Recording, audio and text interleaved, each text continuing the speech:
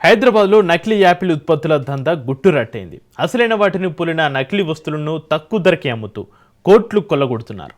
పోలీసులు దాడి చేసి 3 కోట్ల విలువైన నకిలీ వస్తువులను స్వాధీనం చేసుకున్నారు. ఈ మోసగాళ్ల మాయలో పడకుండా జాగ్రత్తగా ఉండాలని, యాపిల్ ఫోన్ కొనే ముందు 1కి 2 సార్లు చెక్ చేసుకోవాలని పోలీసులు హెచ్చరిస్తున్నారు. యాపిల్ ఉత్పత్తులు కేవలం మొబైల్ ఫోన్లు లేదా గాడ్జెట్స్ మాత్రమే కాదు, ఆధునిక సమాజంలో అవి ఒక హోదా చిహ్నంగా మారాయి. యాపిల్ ప్రొడక్ట్స్ మన దగ్గర ఉన్నాయంటే అది వేరే లెవెల్ అనుకోవాల్సిందే. అంతగా డిమాండ్ ఉంటాయి ఆ ప్రొడక్ట్స్కు. లక్షల రూపాయల విలువైన వేరే మోడల్ ఫోన్ చేతిలో ఉన్న కేవలం 50,000 యాపిల్ ఫోన్ ఉంటేనే గొప్పగా భావించేవారు. కనీసం చేతికి యాపిల్ వాచ్ అయినా ఉండాలని కోరుకునేవారు అధికం. యాపిల్ వాడుతున్న వారిని ఒక విధంగా, వాడిని వారిని మరో విధంగా చూసే ధోరణి కూడా ప్రస్తుత సమాజంలో ఉంది.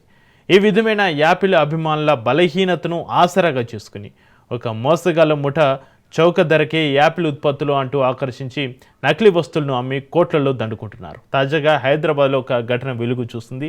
మీర్చౌక్ పోలీస్ స్టేషన్ పరిధిలో హైదరాబాద్ టాస్క్ ఫోర్స్ నిర్వహించిన ఆకస్మిక దాడుల్లో కుప్పలు తెప్పలుగా నకిలీ యాపిల్ ఉత్పత్తులు బయటపడ్డాయి.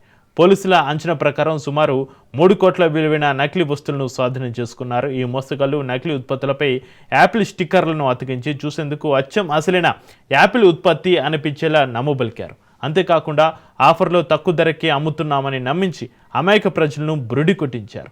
ఈ కేసులో షాప్ నిర్వాహకులు షాహిద్ అలీ, ఇర్ఫాన్ అలీ, సంతోష్ రాజ్పూత్ అనే 3 వ్యాపారులను పోలీసులు అదుపులోకి తీసుకున్నారు. వీరు ముంబైలోని ఏజెంట్ల నుంచి డూప్లికేట్ యాపిల్ గాడ్జెట్స్ను కొనుగోలు చేసి వాటిపై యాపిల్ లోగో స్టిక్కర్లను వేయడమే కాకుండా బాక్స్ ప్యాకింగ్ కూడా అచ్చం అసలైన యాపిల్ ఉత్పత్తులను తలపించేలా తీర్చిదిద్దారు. ఆఫర్ల పేరిట తక్కువ ధరకే యాపిల్ వాచ్లు, ఇయర్ ఫోన్స్, పవర్ బ్యాంకులు, కేబుల్ వంటి వాటిని విక్రయిస్తున్నారు. ఇక టాస్క్ ఫోర్స్ పోలీసులు ఏకంగా 2,761 నకిలీ ఉత్పత్తులను స్వాధీనం చేసుకున్నారు.